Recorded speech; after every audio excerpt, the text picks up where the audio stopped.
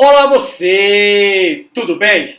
As mulheres têm uma densidade óssea menor que a dos homens, perde massa óssea mais rapidamente que os homens e possui uma longevidade maior que os homens. Isso torna as mulheres mais propensas a desenvolver osteoporose a partir da menopausa, devido à redução considerável dos seus níveis de estrógenos. Quer saber mais sobre isso? Hoje é o assunto da nossa aula, dando continuidade ao nosso estudo de sais minerais. Eu sou o professor Billy Paul, do canal de Ciências Biológicas e Autodesenvolvimento.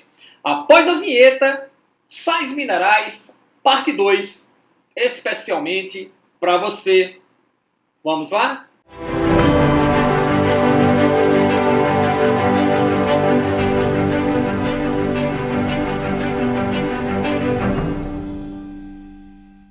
Ok, sais minerais, parte 2.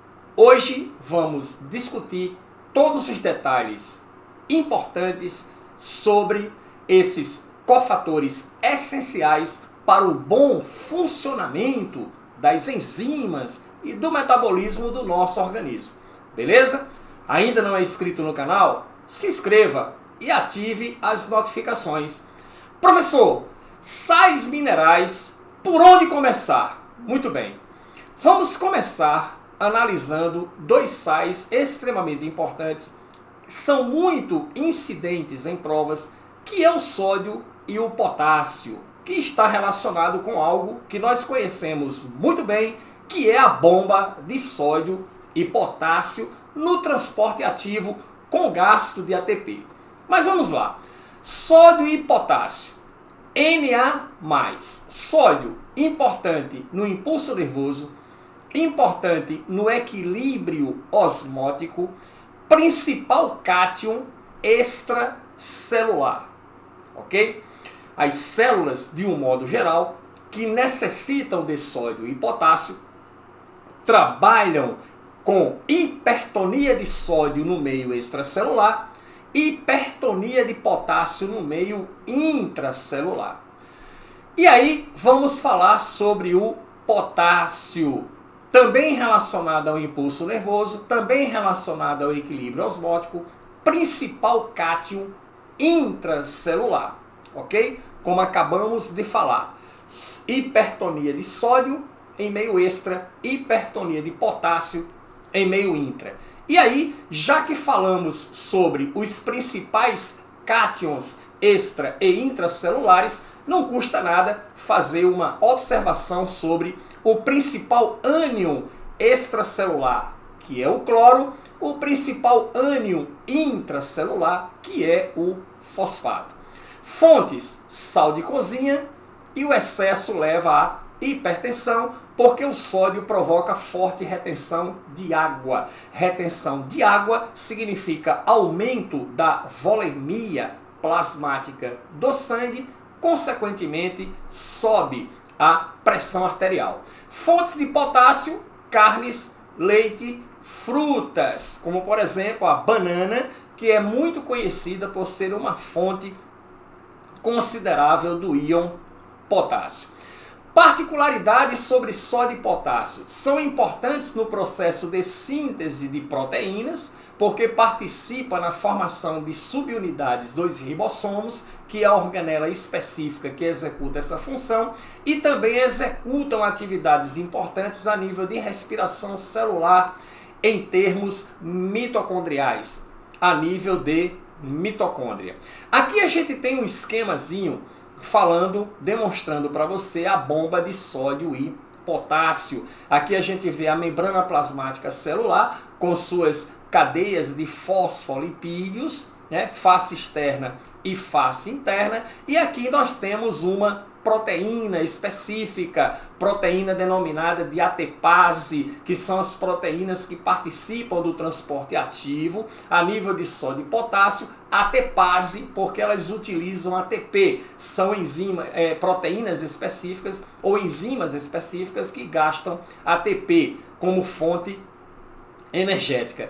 E aqui você está vendo, né, caracterizando um transporte antiporte, onde você tem o quê? A saída de sódio e a entrada de potássio, beleza ou não? Então o trabalho dessa proteína é bombear sódio e potássio, numa proporção da seguinte maneira: para cada 3 sódios que saem, 2 potássios entram. Isso é extremamente importante, essa diferença de cargas que está entrando e saindo no impulso nervoso é fundamental, porque vai produzir a despolarização da membrana, processo essencial para que o impulso nervoso ocorra. Mais detalhes sobre isso a gente conversa exatamente na aula de sistema nervoso. Aqui o que interessa é você ter a ideia funcional do sódio e potássio como cofator da proteína, cofator enzimático, para que ela consiga então fazer o seu trabalho. Aqui você está vendo que há o consumo de ATP, tá certo? Então o ATP fornece a quebra do fosfato do ATP, que é convertida a ADP, irá fornecer então a energia necessária para as mudanças conformacionais da proteína, que permite então a transferência de sódio e potássio, sódio para o meio extracelular, potássio para o meio intracelular. Beleza? Outro íon extremamente importante nesse estudo dos sais minerais é o cálcio. Cálcio que é encontrado em dentes e ossos na forma imobilizada e é importante também para a coagulação sanguínea, porque tem relação direta com a protrombina. Cálcio que também participa da contração muscular, fazendo com que os filamentos de actina deslizem sobre os filamentos de miosina nesse mecanismo de contração, que nós vamos analisar daqui a pouco em detalhes. A falta de cálcio, tá, pode provocar raquitismo em crianças, né? A falta de cálcio, que é um dos principais elementos, cálcio e fósforo, da matriz óssea, dando então resistência aos ossos. Então, se o indivíduo está na fase infantil, significa dizer que ele está ainda em desenvolvimento, ele pode ter um desenvolvimento anormal, um desenvolvimento de certa forma a levar deformações ósseas, que é denominado de raquitismo. E no indivíduo adulto, a osteoporose. Osteoporose, tá, leva ao enfraquecimento ósseo pela falta de deposição de cálcio a nível de tecido ósseo, afeta mais as mulheres do que os homens, como nós comentamos na abertura desse vídeo. E você pode perguntar assim: professor, por que afeta mais as mulheres do que os homens? Ora, isso tem a ver com o hormônio estrógeno. Estrógeno e testosterona participam, têm relação com a deposição de cálcio, tá, a nível de tecido ósseo. E aí, as mulheres, quando atingem a menopausa, elas têm uma queda considerável do nível de estrogênios, o que dificulta o processo de calcificação óssea, tá? E é exatamente após a menopausa, é exatamente com o avanço da idade, a chegada, tá, da melhor idade, como se diz, quando o indivíduo vai envelhecendo, então o processo, consequentemente, tá certo, porque como é que o osso funciona? O osso, ele funciona assim: ele deposita cálcio, ele retira cálcio. Osso, ele está o tempo todo se destruindo e se reconstruindo. Se destruindo e se reconstruindo. E você tem duas células fundamentais que participam desse processo: o osteoblasto e o osteoclasto. O osteoblasto é a célula responsável pela deposição de cálcio no tecido ósseo. O osteoclasto é a célula responsável pela retirada de cálcio do tecido ósseo. Professor, por que precisa retirar cálcio do osso? Isso tem a ver com a regulação dos níveis basais de cálcio na corrente sanguínea. Se os níveis de cálcio na corrente sanguínea sobem, libera-se um hormônio chamado calcitonina, que é um hormônio da tireoide, que vai conduzir vai viabilizar o processo de depósito desse cálcio no sangue, diminuindo então os níveis de cálcio na corrente sanguínea. Caso contrário, se eu tenho diminuição dos níveis de cálcio na corrente sanguínea, libera-se um hormônio da paratireoide chamado paratormônio. Esse hormônio então vai fazer com que seja retirado o cálcio dos ossos, devolvido ao sangue, para que se mantenham os níveis basais de cálcio, porque cálcio não é só utilizado a nível de sistema ósseo, ele é importante também na coagulação sanguínea, é importante também na contração muscular, como nós vamos observar, beleza?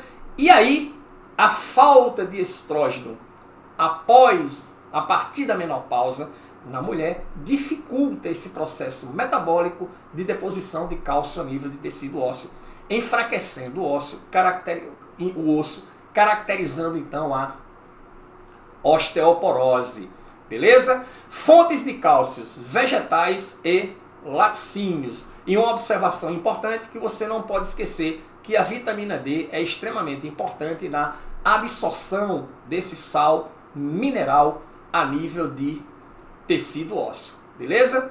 Importante, a osteoporose é caracterizada pela quebra no equilíbrio entre osteoblasto, que calcifica o osso, construindo o osso, e osteoclastos, que destrói o osso, descalcificando o osso, com redução na formação de osso novo ou aumento na reabsorção óssea. O resultado é a diminuição na densidade óssea e o enfraquecimento ósseo. Outro detalhe importante para finalizar, esse mecanismo constante de construção, reconstrução, construção e reconstrução é extremamente importante para que o tecido ósseo se mantenha constantemente renovado, para que ele possa então, para que o sistema esquelético então possa realizar as suas funções de maneira competente. Vamos ver isso aqui mais em detalhes. Lembrando que a calcitonina, tá? Ela atua inibindo os osteoclastos, que são células que estão relacionadas à descalcificação. Assim como o paratormônio estimula os osteoclastos. Então, olha só, se a calcitonina inibe os osteoclastos, a descalcificação é menor que a calcificação. Do mesmo modo, o paratormônio estimula os osteoclastos, nesse caso a descalcificação será maior do que a calcificação. Então, a atividade desses dois hormônios antagônicos faz com que o tecido ósseo tenha o seu processo de renovação.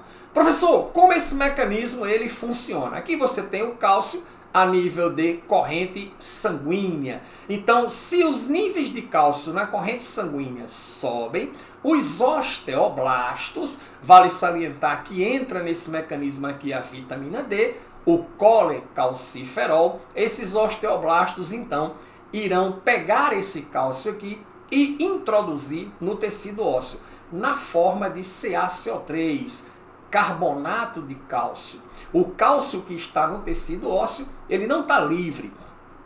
Ele está na forma de carbonato de cálcio e essa formação do carbonato de cálcio está relacionada com a atividade de osteoblastos. E aí eu tenho a calcificação, a deposição de cálcio no tecido ósseo. Do mesmo modo, se os níveis de cálcio diminuírem na corrente sanguínea, é aí onde entra o paratormônio, que vai estimular os osteoclastos, que irão fazer então a retirada de cálcio, devolvendo o íon para a corrente sanguínea. Beleza? Show de bola? Ok? E aí, professor, que mais o cálcio é importante no organismo? Na coagulação do sangue, que envolve uma sequência complexa de reações químicas que resultam na formação de um coágulo de fibrina, que estanca o fluxo de sangue, parando a hemorragia. Como funciona esse mecanismo? Vamos lá?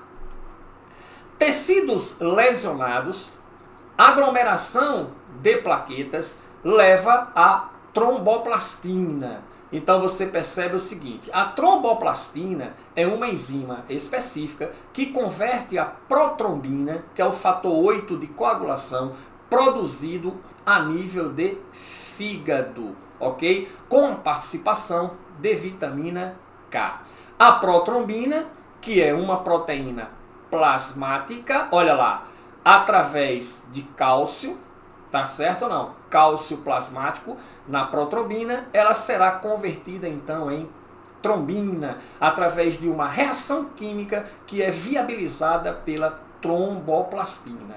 Essa trombina, tá? Ela faz o quê? Ela atua sobre o fibrinogênio, que é um outro fator de coagulação plasmático, convertendo em fibrina. A fibrina retém glóbulos e plaquetas, formando então o coágulo, estancando a hemorragia. Só para complementar aqui, a protrombina, fator 8 de coagulação, existe uma herança genética, que é uma herança ligada ao sexo, entendido não? Que caracteriza-se pela incapacidade do indivíduo na síntese de protrombina. Ele torna-se então hemofílico porque não consegue desenvolver mecanismos de coagulação sanguínea. Lembre-se disso, é algo que cai bastante em prova. A outra coisa que temos que analisar é a contração muscular. O cálcio possui a importante função de expor um sítio de ligação da actina na proteína miosina. Professor, não entendi muito bem como é que é isso. Vamos lá. Pronto. Aqui nós temos o sarcômero, comumente encontrado nas miofibrilas, que constituem, miofibrilas são as células que constituem o tecido muscular. Então aqui você observa o seguinte, olha lá, isso aqui é o sarcômero completo, onde você tem os filamentos de miosina, filamentos de actina. Todos os filamentos aqui em laranja e mais grossos representam os filamentos de miosina, que são fixos. Eles não se movem, tá certo? No sarcômero. Os filamentos azul mais finos, eles representam exatamente os filamentos de actina. A contração muscular depende especificamente do deslizamento desses filamentos de actina sobre os filamentos de miosina. Aqui na miosina você observa que existe, esses receptores aqui. Para que haja o deslizamento, é necessário que receptores de actina, tá certo, sejam expostos, para que se liguem aos receptores de miosina, fazendo então o processo de deslizamento. Olha só que para que haja a exposição desses sítios de ligação de actina, tá? Eu tenho que ter a liberação de cálcio, Ca++, do sarcoplasma, que nada mais é do que o retículo endoplasmático liso dessas células, para o meio extracelular.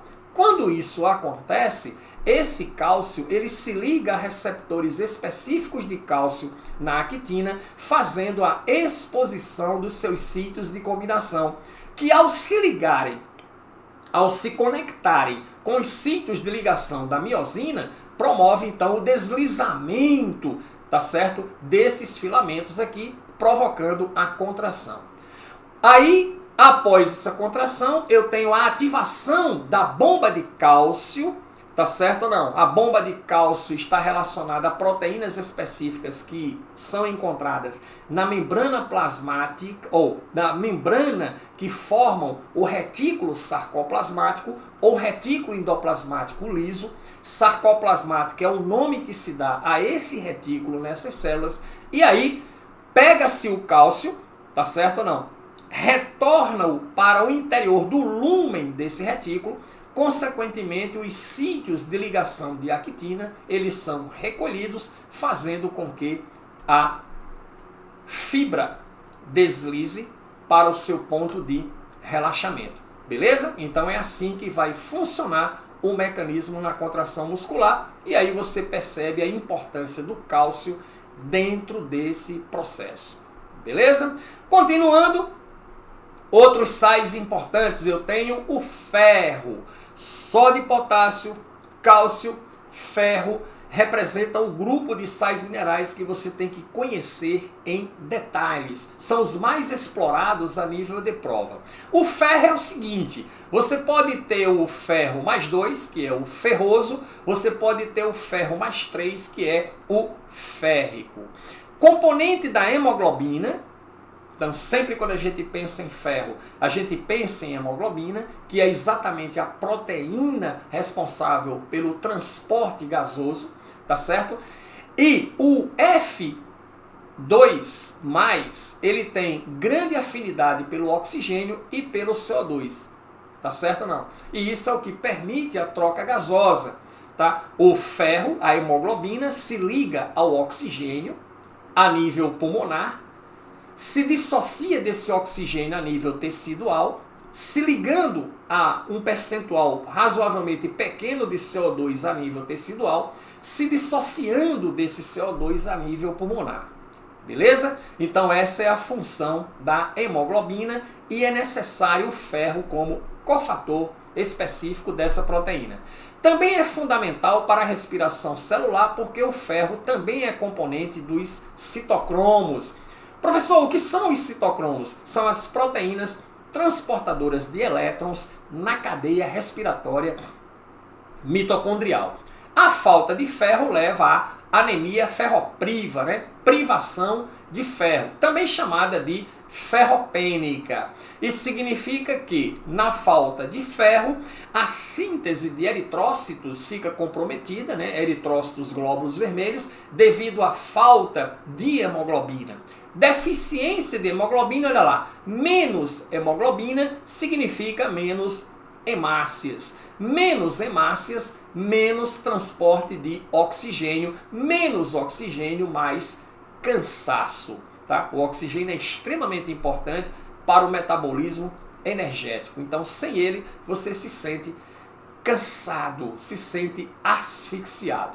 E esse trabalho da hemoglobina é extremamente importante nesse processo. Aqui a gente tem a proteína específica, ok? A configuração espacial da hemoglobina, para você dar uma olhada nela aqui. Mas vamos lá. Professor, que proteína é essa aqui? Essa aqui é a proteína catalase, que nós falamos sobre ela mais detalhadamente lá na aula introdutória de sais minerais. É uma proteína que é encontrada a nível de peroxissomos. Ela é quem é responsável pela degradação do H2O2 em água e oxigênio, tá certo? O H2O2, ou água oxigenada, ou peróxido de hidrogênio, é um composto resultante, né? É um resíduo catabólico da atividade dos peroxissomos, tá certo? Na sua atividade a nível celular. Isso libera esse resíduo e ele precisa ser degradado por ser extremamente tóxico. Então a catalase é a proteína que faz a biorremediação. Biorremediação é você pegar um composto tóxico e quebrar em compostos atóxicos ou menos tóxicos. Você então biorremediou. Nesse caso aqui, a água oxigenada tóxica é convertida em água e oxigênio, que são compostos atóxicos. Na estrutura da catalase, eu vou encontrar o ferro mais 3. Beleza ou não? Tá? Ele é quem vai funcionar como cofator enzimático, para que a enzima então execute a sua função de degradação do peróxido de hidrogênio. Mas na hemoglobina, tá certo? Você vai encontrar o ferro mais 2. Ele é quem representa o grupo prostético M, tá? É uma proteína quaternária, tanto a catalase como a hemoglobina, que são conjuntos de proteínas terciárias, tá? Mas que apresentam um grupo relacionado a elas que não tem relação com aminoácido, já que proteínas são constituídas de aminoácido. Esse grupo que não tem relação com aminoácido, que não é de natureza aminoácida, então, consequentemente, é o ferro. Chama-se grupo prostético. Nesse caso, é o grupo prostético M. Professor, por que ferro mais 2 na hemoglobina, ferro mais 3 na catalase? O ferro mais 2 na hemoglobina é porque ele tem maior afinidade pelos gases, principalmente pelo gás oxigênio. Então, se você pegar, já peguei uma pergunta de prova em relação a isso. Por que presença de ferro mais 2 na hemoglobina? Exatamente porque é ele quem tem grande afinidade pelo oxigênio, o que não acontece com o ferro mais 3. Belezinha? Show de bola? E aí, seguindo sequência, vamos para o iodo. Iodo, componente dos hormônios do controle do metabolismo, T3, triodotironina, e o T4, a tiroxina. São responsáveis pelo metabolismo e funcionamento da tireoide. Todo sal de cozinha é sal iodado. Ele tem iodo na sua composição, exatamente para evitar problemas a nível de tireoide pela falta de iodo que pode ocorrer.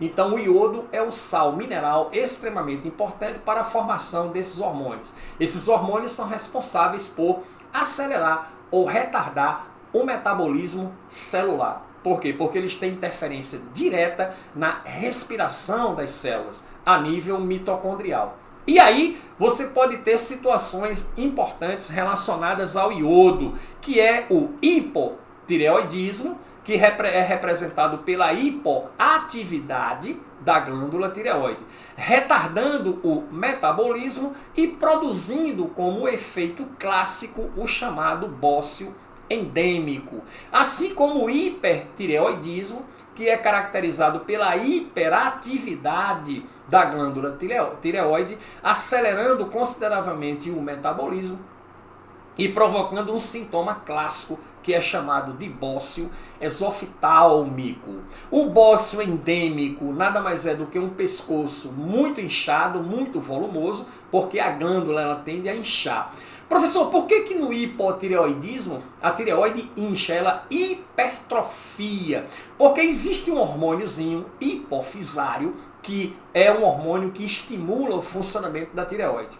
E aí, quando baixa os níveis de T3 e T4 na corrente sanguínea, a hipófise será sinalizada, mais especificamente a adenohipófise, liberando o hormônio tireotrófico para estimular a tireoide na execução de sua função.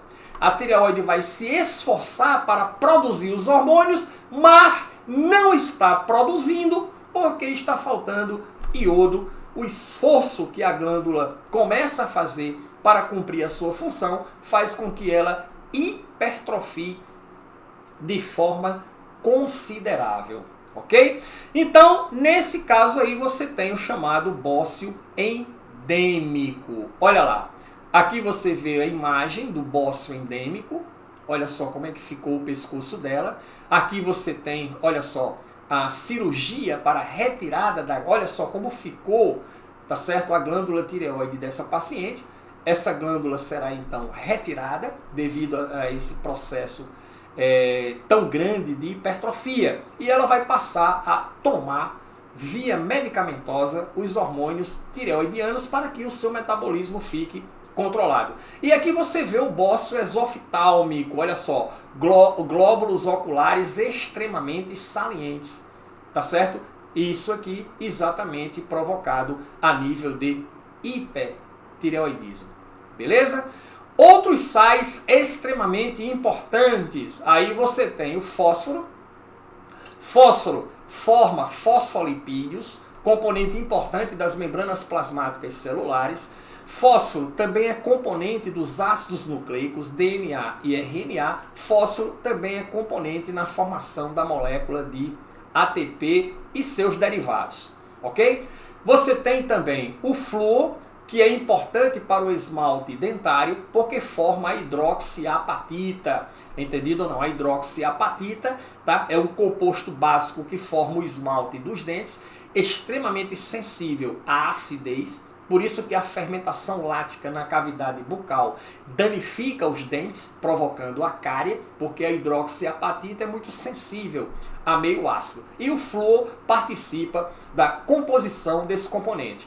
O nitrogênio, que forma os nitratos, importante nutriente mineral para as plantas. Tá? A partir de nitrato, as plantas então fazem aminoácidos, proteínas e ácidos nucleicos, que são os compostos orgânicos nitrogenados, que são a base de nitrogênio. Os aminoácidos têm o radical amina, tá? As proteínas são constituídas de aminoácido, também tem nitrogênio, e os ácidos nucleicos têm as bases nitrogenadas, não é isso? Adenina, timina, guanina, citosina e uracila.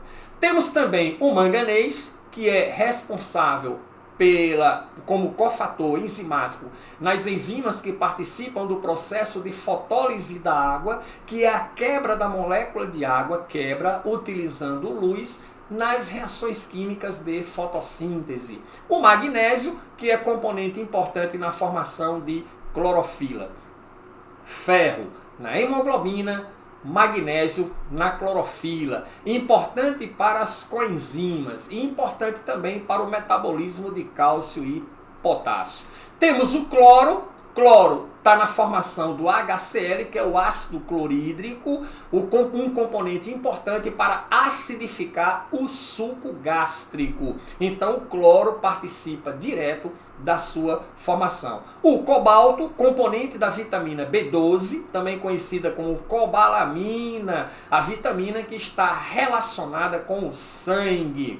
Temos o zinco, 100 enzimas dependem dele e está relacionado com a resposta imune, e o cobre ligado ao metabolismo energético e facilita o transporte de ferro. Beleza? Mas detalhamos mais quem? Detalhamos mais sódio e potássio, detalhamos mais o cálcio, detalhamos mais o ferro, detalhamos mais o iodo. Esses aí você tem que saber em maiores detalhes, porque eles são muito explorados em provas.